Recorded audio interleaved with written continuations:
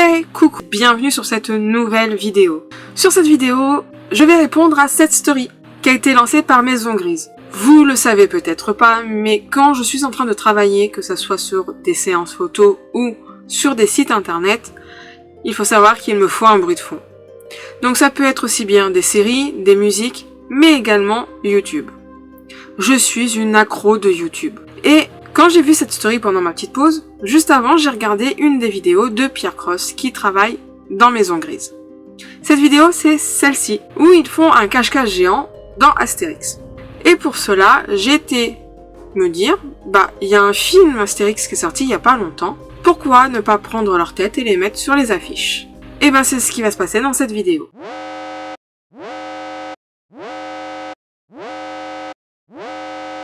La première chose qu'il va falloir qu'on fasse, c'est de trouver déjà les affiches qui vont aller pour les montages. Donc pour cela, rendez-vous sur Google et bien sûr, on les choisit en haute qualité.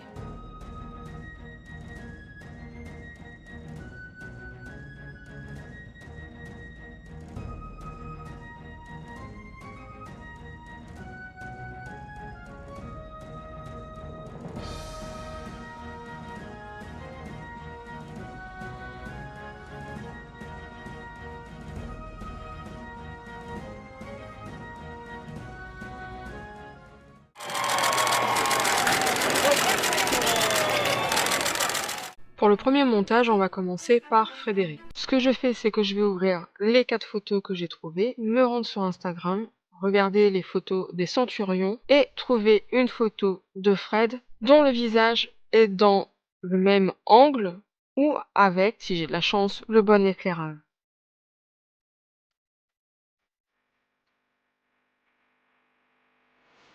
Une fois que j'ai trouvé l'image qui pourrait coller à l'affiche, je vais la copier-coller, la superposer en transparence, voir si ça match correctement, effacer grossièrement ce qu'il y a autour, voir si ça peut vraiment coller. Désolé Benjamin. Et ensuite, j'affine pour commencer à travailler sur l'affiche finale.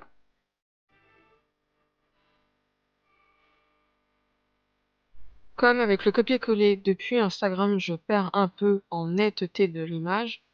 Je vais donc, sur la partie que j'ai rajoutée, rajouter un peu de netteté afin que ça colle davantage avec l'affiche qui est telle en haute définition.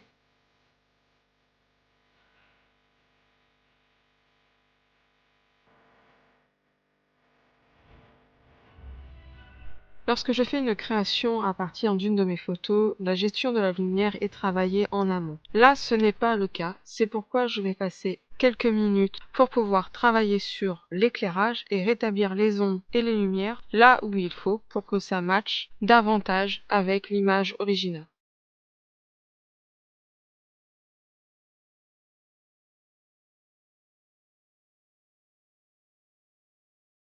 Maintenant, ce que je vais faire, c'est que je vais retravailler le nom de l'acteur. On n'est plus sur Mark Freids pour le coup, mais on est avec Fred. Je vais donc taper son nom et rechercher une police, modeler cette police de façon à ce qu'elle colle à l'écriture originale du nom de l'acteur.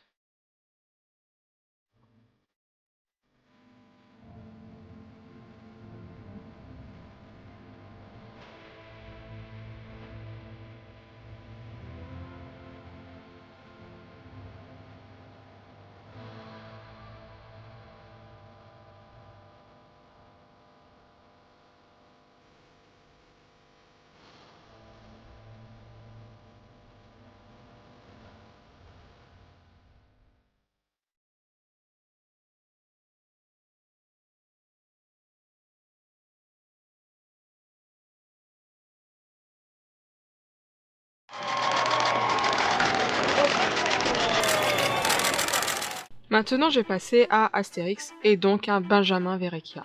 Les techniques vont être les mêmes. Je vais aller rechercher une photo avec le bon angle sur son Instagram, l'intégrer à la photo et faire toutes les manips précédentes.